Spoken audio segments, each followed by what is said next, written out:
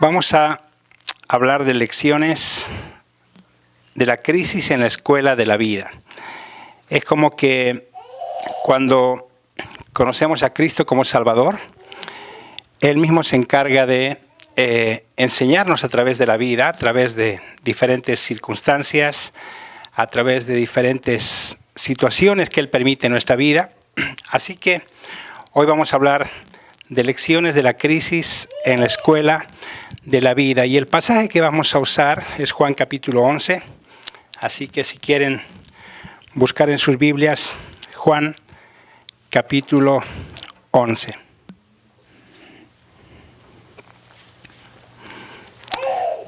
Muy bien. Primeramente vamos a definir lo que es una crisis para ir entendiendo.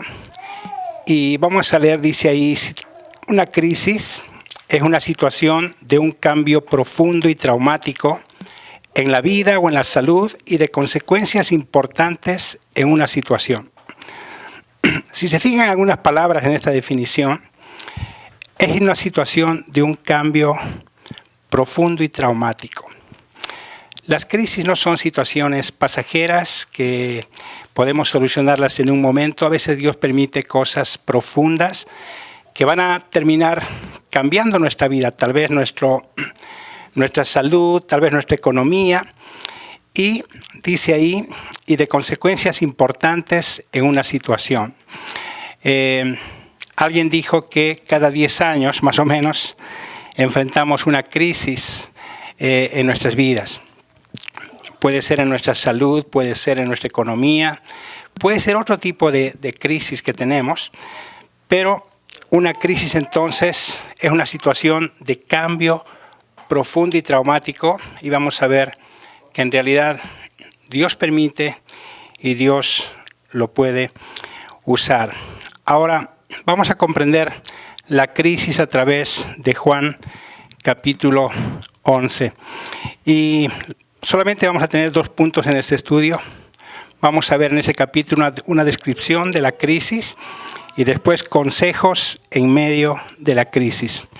Así que si pueden acompañarme, hoy los niños no tienen su clase, así que van a tener que escuchar y aprender. Entonces, la descripción de la crisis. En primer lugar, la crisis se origina con un hecho inesperado. Fíjense Juan capítulo 11, por favor, versículos 1 y 2.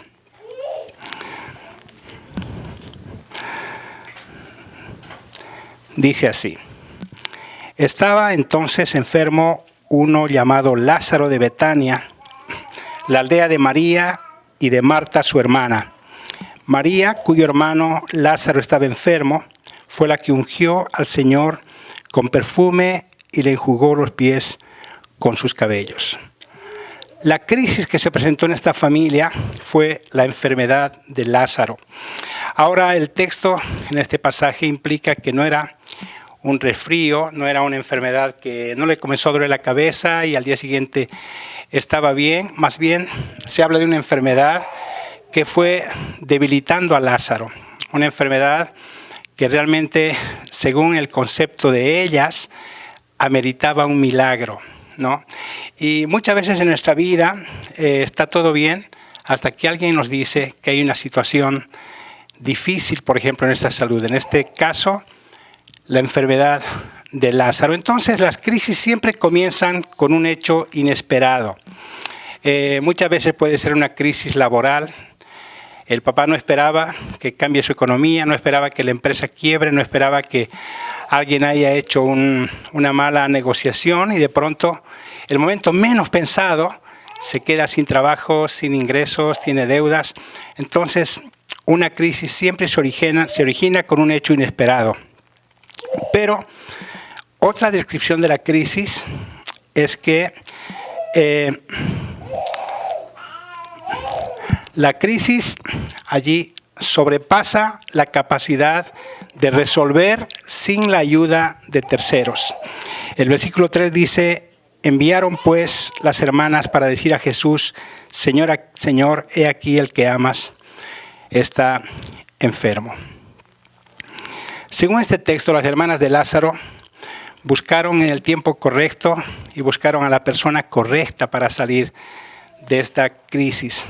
Ahora, probablemente había un día de camino desde Betania hasta donde estaba Jesús. En ese tiempo no había celulares para mandar un mensaje por WhatsApp, decir, por favor, ven, Lázaro está enfermo. Más bien, tenían que enviar a alguien a dar ese mensaje. Y dicen que se tardaba un día de camino para entregar el mensaje, pero en las crisis pasa eso, sobrepasa la capacidad de solucionarlo ahí entre nosotros, ¿no es cierto? Generalmente cuando algo inesperado pasa, vemos nosotros qué podemos hacer. Y a veces tenemos un médico amigo, llamamos, nos aconseja que tome esto, que vea esto, pero la cosa no mejora, va empeorando. Y nos damos cuenta de que alguien más tiene que intervenir porque nosotros no podemos hacer nada. Entonces, esa es otra descripción de la crisis. Primero, se origina por algo que no esperamos. En segundo lugar, sobrepasa la capacidad de resolver sin la ayuda de terceras personas. ¿Te ha pasado eso alguna vez? Que cuando enfrentaste una crisis, lo primero que hiciste es ver qué podemos hacer nosotros. Después, si llamamos a la abuela, al abuelo, la vecina, y después no hay nada. Eso pasó. Pero, siguiendo la descripción de la crisis, la respuesta puede no afectar inmediatamente la situación. Cuando hay una crisis, siempre pensamos, ojalá que se pueda solucionar mañana, ojalá que esta semana, ojalá que este fin de mes, ojalá que con este estudio médico se acabe todo, con este tratamiento. Quiero que se fijen en el versículo 4. Jesús, Señor, he aquí el que amas está enfermo. Oyéndolo Jesús dijo, esta enfermedad no es para muerte, sino para la gloria de Dios, para que el Hijo de Dios sea glorificado por ella. Y amaba Jesús a Marta y a su hermana y a Lázaro. Cuando oyó pues que estaba enfermo, se quedó 2 días más en el lugar donde estaba. Luego, después de esto, dijo a sus discípulos, vamos a Judea otra vez. Le dijeron los discípulos, Rabí, ahora procuraban los judíos apedrearte, ¿y otra vez vas allá? Respondió Jesús, ¿no tiene el día 12 horas? El que anda de día no tropieza porque ve la luz de este mundo, pero el que anda de noche tropieza porque no hay luz en él. Dicho esto, les dijo después, nuestro amigo Lázaro duerme, mas voy para despertarle. Dijeron entonces sus discípulos, Señor, si duerme, sanará. Pero Jesús decía esto de la muerte de Lázaro y ellos pensaron que hablaba del reposar del sueño. Quiero en este punto que prestemos mucha atención, porque como dice ahí, en una crisis la respuesta puede no afectar la situación inmediatamente. Lo que hicieron ellos es decir, si Jesús sabe y viene, se acabó el problema. Va a haber una solución inmediata, pero no tuvieron la respuesta que esperaban. Ellas conocían a Jesús, conocían de su poder, sabían que si alguien podía cambiar esa situación era Jesús. Aparte de eso, sabían que Jesús amaba a su hermano, a Lázaro. Y saben, algo que me llama la atención en este pasaje es lo que ellas dijeron, el que amas está enfermo. Y una de las decepciones más grandes es que la persona que dice que te ama no te ayude, ¿verdad? Y tú piensas, pero si esta persona podría sacarnos de esta crisis, si tantas veces dijo que nos ama y tantas veces le hemos hecho comida y hemos hecho algo y de pronto cuando lo necesitamos no responde. Y ese fue el cuestionamiento y en una crisis generalmente pasa eso. Nos comenzamos a preguntar, ¿dónde están los que nos aman? ¿Dónde están los que hemos ayudado? ¿Dónde están? ¿Por qué los que pueden cambiar nuestra situación en este tiempo no hacen nada? Y eso fue lo que pasó. Ahora, sin duda, ellas no dudaban, o sea, no tenían ningún problema en dudar del poder de Jesús. Si Si ustedes se fijan, el versículo 21 y 22, y Marta dijo a Jesús, Señor, si hubieses estado aquí, mi hermano no habría muerto. Mas también sé ahora que todo lo que pidas a Dios, Dios te lo dará. Estas dos mujeres tenían la convicción de que Jesús podía cambiar la situación. Pero la respuesta no fue la que ellos esperaban. ¿Listo? Entonces, generalmente hay un punto decisivo en una crisis y ahí es donde revive la esperanza o ahí es donde comienza la preocupación y la desesperanza. Cuando el médico te dice, se ha complicado la situación. Cuando el médico dijo, esperábamos esto, pero ha resultado esto. Y cuando de pronto te dicen, hay que hacer más estudios y no sabemos qué es lo que va a resultar, entonces ahí comenzó la crisis. Y la crisis, en este punto, trae preguntas a nuestra mente que tal vez nunca antes nos habíamos hecho. Y comienza algo que se llama, lo que dijimos al principio, cambios profundos e inseguridad, un futuro incierto, un futuro inestable. Ahora vamos a ver algo más describiendo la crisis. Y ahí dice que la realidad se hace evidente en el proceso y hace incierto el futuro. Quiero que se imaginen a Marta y María. Van a ver a Lázaro. No sé, no podemos especular, pero ya está muy débil. Probablemente ya no está comiendo. Tal vez tenía fiebre. Pero ante sus ojos hay una realidad. Y es, mi hermano se está muriendo. ¿No es cierto? Y muchas veces las crisis nos llevan a ese punto. La crisis se nutre de la evidencia, de la impotencia o de la incapacidad para cambiar una situación. Y eso es lo que esta familia que el Señor Jesús amaba pasó. Ahora quiero parar un momento acá y pensar en algo. Así como Jesús amaba a Lázaro, a Marta y a María, le ama a usted y me ama a mí, ama a mi esposa, a mi familia, ama a la gente que está en esta iglesia. Y tal vez hubo situaciones cuando se preguntaron si Jesús podía hacer algo, ¿por qué no lo hizo? ¿Por qué no cambió la situación? Y entonces la realidad se hace evidente en el proceso y hace incierto el futuro. No quiero hablar de economía, pero mucha gente ha entrado en un proceso de ver que las cosas se van, que les daban seguridad en cuanto a la economía, se van perdiendo. A veces el banco embarga la casa y después tienen que vender el auto y después tienen que hacer otra cosa y después tienen que cerrar el negocio. Y frente a ellos, la realidad que están viviendo es una realidad que nadie más conoce, que nadie más comprende. Entonces, esa es la descripción de la crisis en esta familia. Entonces tenemos ahí a Marta y María. Ellos tienen a un amigo que se llama Jesús que podía cambiar la situación, pero él se quedó 2 días más en ese lugar donde estaba. Ellas están viendo a su hermano frente a sus ojos morirse y, sin embargo, la esperanza que tenían no resultó. Entonces, ahora entramos al segundo punto, consejos en tiempos de crisis. Muy bien. Primer consejo, no dudar del amor de Dios. Y este es un consejo que debería quedar grabado en nuestra mente y en nuestro corazón. En el peor momento de tu vida, no dudes del amor de Dios.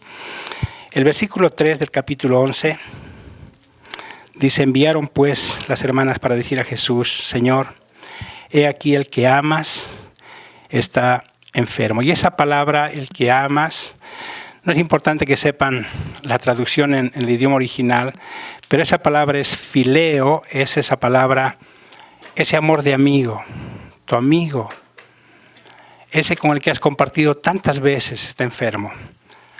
Pero en el versículo 5 dice, y amaba Jesús a Marta y a su hermana y a Lázaro. Y esa palabra, ahí ya no es fileo. Esa palabra donde dice Jesús les amaba es la palabra ágape, que es un amor sacrificial, que es un amor de entrega, que es un amor sin condiciones.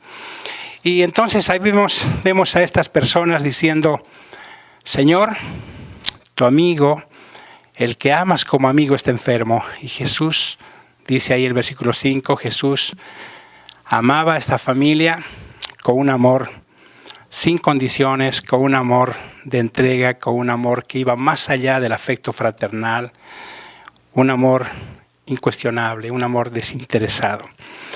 ¿Listo? Y creo que en tiempos de crisis el mejor consejo es, primero, no dudes de que Dios te ama. ¿No? Alguien dijo que cuando el mundo no te pueda contener, cuando entres en una crisis tan profunda que tu mejor amigo y tu papá y el pastor no pueden hacer nada por ti, dice Hebreos que hay un ancla para nuestra alma y es la esperanza. La esperanza, y esa ancla está ligada a lo que Cristo hizo por usted y por mí en la cruz. Alguien dijo, en el momento de tu peor crisis, si ves la cruz, vas a ver un cartel que dice, yo te amo. Pero te he amado al punto de morir por ti. Pero no solamente ese cartel, en la cruz puedes ver otro cartel que dice, todavía no he terminado la obra. Para el diablo era un fracaso, para los discípulos era un fracaso, pero Dios no había terminado el cuadro. Es como que alguien dijo un día, es viernes, ya va a llegar el domingo, ¿no? Y en la cruz vas a ver siempre eso, yo te amo, no he terminado y, por último, yo tengo el triunfo. Yo voy a triunfar. Y Él ha resucitado. Y aquí, en este capítulo, en este momento de crisis, vamos a ver cómo Dios revela ese su amor a esta familia. Entonces, en primer lugar, en tiempo de crisis, el primer consejo, no dudes del amor de Dios. El segundo consejo es confiar en la palabra de Dios. Juan 11:40. Vamos a leerlo. Dice así, Jesús le dijo, no te he dicho que si crees verás la gloria de Dios. Y este es el punto que va a cambiar la desesperanza en esperanza. Este es el punto en que la crisis se va a poner en equilibrio, cuando la realidad que estás viviendo y la palabra de Dios pueden cambiar tu corazón y decir, Dios me ama, Dios tiene control. Si Dios dijo que las cosas van a ser para su gloria, yo voy a esperar que pase eso. Que pase eso. Y el tercer consejo, no renunciar si no se entiende la situación. Nunca renuncies si no entiendes la razón del por qué están pasando así las cosas. Quiero que se fijen conmigo un cuadro. Vamos a hacer una comparación. Ahí ven, en una columna dice la perspectiva divina, cómo Dios veía la situación, y después la perspectiva humana en la otra columna. En primer lugar, en la perspectiva divina, ellas esperaban sanidad. Eso dice el versículo 4 y el versículo 11. La perspectiva divina, Jesús anticipaba la resurrección.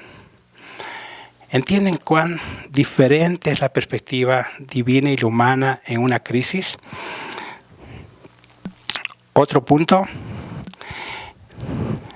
Dice, ellas esperaban un momento de gozo sin lágrimas.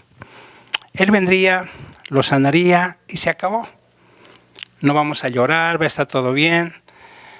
Pero Jesús, la perspectiva divina, Él anticipaba lágrimas de gozo, que es tan diferente. Lágrimas no por impotencia, más bien por la gracia de Dios, por ver cómo Dios obró, por ver cómo Dios utilizó a un médico en el momento preciso, cómo Dios proveyó las cosas de donde menos esperabas. Y cuando vas atando los cabos, te vas a dar cuenta de que Dios en ningún momento perdió el control.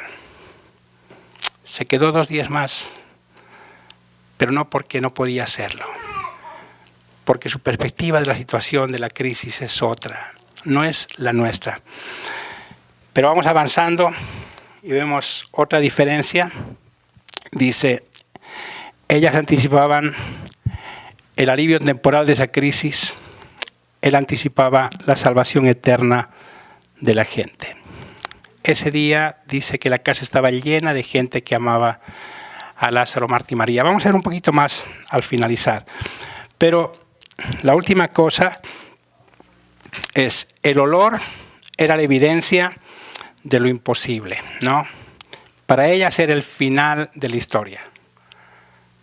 Ya son 4 días, ya su cuerpo hiede, hay mal olor, se acabó. Ya, no hay más. El olor era la evidencia de que algo se terminó.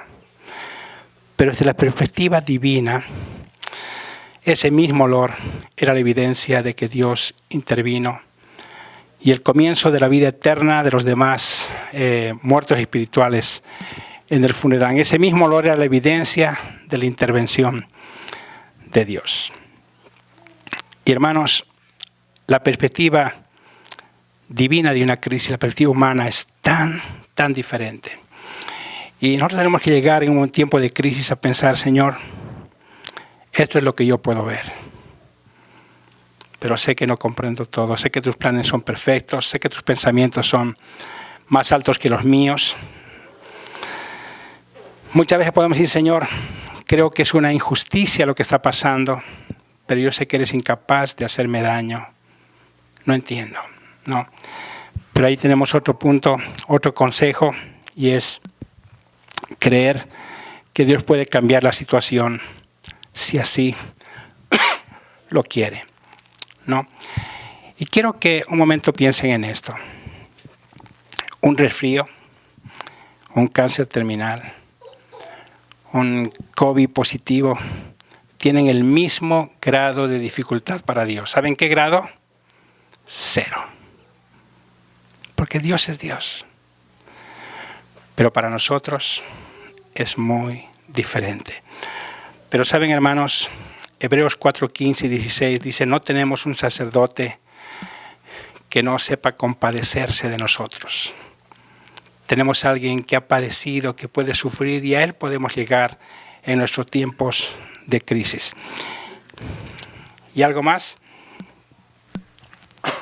Saber que Jesús se identifica con nuestro dolor.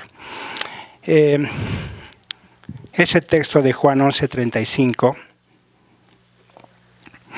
dicen que es el más cortito de la Biblia. Jesús lloró. Y en realidad el énfasis de ese texto, muchos estudiosos dicen que es lloró por la incredulidad de la gente.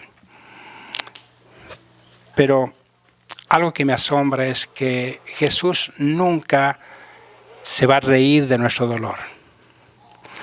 Jesús nunca va a disfrutar de que sus hijos sufran. Pienso que este es un texto tan cortito, pero tan importante en su significado. Jesús se identifica con el dolor de los que aman. Las lágrimas de Jesús frente a la tumba de Lázaro evidencian su identificación con nuestro dolor. Entonces, no se ríe cuando lloramos, no llora cuando reímos. Ante lo imposible, Dios dice, no olvides que lo puedo hacer. No olvides que lo puedo cambiar, pero no lo voy a hacer a tu manera. No lo voy a hacer a tu tiempo. No pierdas la fe. No pierdas la fe. Y él dijo, no me gozo en que Lázaro muera, esto es para mi gloria. Y creo que en un tiempo de crisis, si podemos decir algo de corazón al Señor, si esto termina siendo para tu gloria, está bien, ¿no? Está bien. Y entonces, como conclusión, la crisis de Juan 11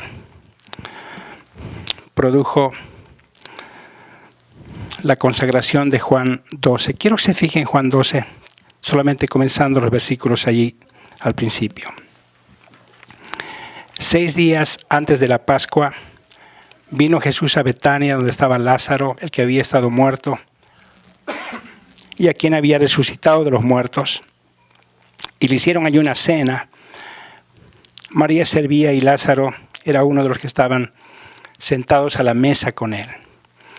Entonces Marta tomó una libra de perfume de nardo puro, de mucho precio, y ungió los pies de Jesús, y los enjugó con sus cabellos, y la casa se llenó de olor de perfume. Y dijo uno de sus discípulos, Judas Iscariote, hijo de Simón, el que iba a entregar: ¿por qué no fue este perfume vendido por 300 denarios y dado a los pobres? Y podemos seguir en el pasaje que estamos leyendo. Si se fijan, versículo 7, entonces Jesús dijo: déjala, para el día de mi sepultura ha guardado esto. Y si vamos viendo más adelante el pasaje, eso que pasó con Lázaro terminó en la salvación de mucha gente, terminó en la consagración de sus hermanas, terminó en adoración. Y es así cuando entendemos, llega un punto en que decimos: Señor, sé que me amas, no lo voy a dudar. Sé que tu palabra es verdadera, voy a confiar en ella. Sé que eres soberano y que vas a obrar en tu tiempo y a tu manera. Y esas son las lecciones, la escuela de la crisis en nuestra vida. No sé por qué crisis está pasando usted. Estos días sabemos que falleció la mamá de Miriam, la abuela, ¿no? Y tuvieron que viajar. Sé que Elige está con planes de viajar, otros enfermos, pero tal vez hay una crisis más profunda en tu vida. Y sería muy lindo pensar ahora en lo que hemos aprendido y decir: Señor, aquí estoy. Y si algo quiero confirmar en mi corazón es que me amas, amas a mi hijo, amas a mi esposo, amas mi familia. Señor, sé que tu palabra es fiel y que nunca va a faltar. Sé que eres soberano y que tú vas a obrar en su momento, y esto va a terminar siendo para tu gloria, aunque no lo entiendo, aunque ante mis ojos la realidad, la evidencia es que las cosas se están yendo. Pero Señor, hoy quiero levantar mis ojos y decir: Señor, tú tienes un plan perfecto, tu perspectiva es diferente y yo quiero aceptar eso. Si te va a glorificar, está bien conmigo, ¿no? Así que bueno, vamos a orar un momento. Antes de orar quiero leer el versículo 10 y 11 de Juan, capítulo 12. Dice: pero los principales sacerdotes acordaron dar muerte también a Lázaro, porque a causa de él muchos de los judíos se apartaban y creían en Jesús. Y si a través de nuestras crisis alguien puede llegar a conocer a Dios, cambiar su destino eterno, y alguien puede levantar sus ojos de situación y decir: tu Dios es mi Dios, y no hace excepción de personas, tiene su momento, tal vez en otro momento me va a beneficiar a mí. Así que vamos a orar un momento, y como cantamos antes de este devocional, es la gracia sublime de Dios que no solamente nos salvó, es la gracia que nos sostiene, es la gracia que permite crisis, es la gracia que tiene una perspectiva diferente en nuestra vida, es la gracia que nos acompaña, que nos da fuerzas, que termina siendo su voluntad en nosotros. Así que vamos a orar. Padre querido, gracias por las crisis en nuestra vida, porque tienen un propósito eterno. Gracias por mis hermanos, por las familias de la iglesia que están pasando por situaciones que no entienden. Gracias porque probablemente han acudido a gente que podía ayudar en algo y han salido decepcionados. Ayúdanos hoy a levantar nuestros ojos de la gente, las circunstancias, mirarte a ti, ver la cruz y reconocer que realmente nos amas, que tienes el control de todo, que no has terminado de obrar en nuestras vidas, y queremos agradecerte por las veces en las que en medio de una crisis te has glorificado. Has obrado en el tiempo correcto, de la manera correcta, colocando a la gente correcta, porque nos amas. Gracias porque eres compasivo con nosotros, Señor. Queremos agradecerte y dejar en tus manos la gente que está enfrentando el COVID, otros que están enfermos, otros que están viajando, otros que están esperando algún estudio, algún resultado médico de su situación o de sus hijos o esposos. Señor, gracias por ser nuestro Dios, nuestro Padre. Gracias. Gracias. En nombre de Jesús. Amén.